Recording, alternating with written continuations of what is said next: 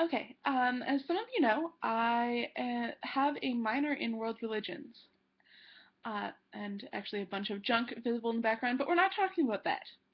We're talking about the fact that I spent a lot of time looking at different religions around the world and the ways they shape and are shaped by the cultures in which they occur. It's neat.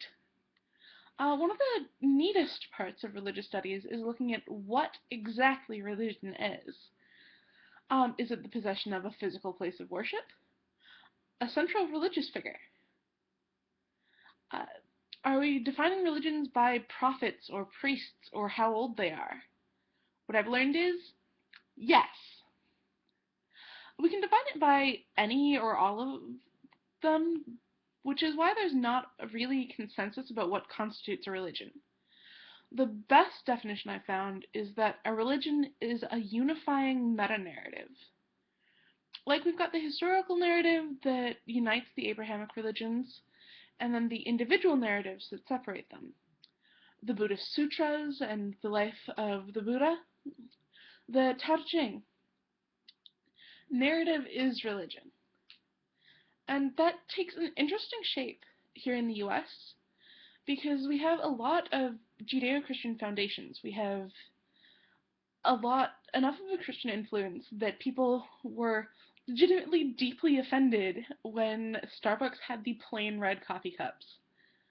But in addition to this influence, we have the narratives that have come out of our culture, and specifically superhero narratives. Even more specifically, the Marvel Cinematic Universe.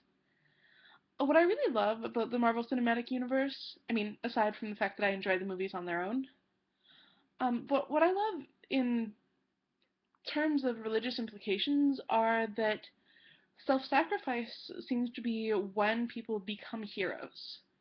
I mean, Tony Stark is very much the, playboy philanthropist genius, um, and he doesn't seem initially heroic, just because he's a boy playing with a bunch of toys. Um, but that's why the Avengers movie itself ends up so pivotal, because he does do the whole self-sacrifice thing, and that changes him. Um, but everyone has their narratives of self-sacrifice. And actually, in Captain America, the embodiment of all of our values as a country, he um, comes from humble origins, becomes a representative of his people, and then dies really dramatically. And this is reflective of, a lot of stuff. Mostly, Captain America is kind of a Jesus figure. I mean, it's great, and it works, and there aren't overtly Christian overtones. Well, I mean, there are, but mostly if you're looking for them. The movies themselves aren't overtly Christian, but they reflect a lot of how Christianity has shaped American society, and then how American society is coming up with its own narratives out of this, and how it's coming up with a consistent self-narrative that is separate from any kind of wider Christian narrative. So, I mean, we have our messianic figure who, you know, is on ice for 50 years. And the Avengers movie is gross enough that, and are seen by enough people that they are very much a cultural narrative for the whole US. And I think it's really interesting that we have now started um, with um, what's the one where it's the Winter Soldier where Nat does the thing, right?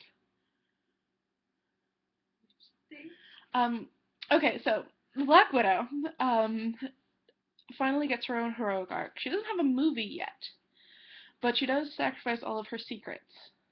She does have the self-sacrifice, which is in the Winter Soldier. I have to check with my roommate because I make inadequate notes. Um, but we're starting to accord women that. and according women, their own heroic narrative has been kind of lacking in Christian tradition. Um, and so it's really interesting to see that take shape. We're not talking about Age of Ultron. We'll probably never talking about Age of Ultron. But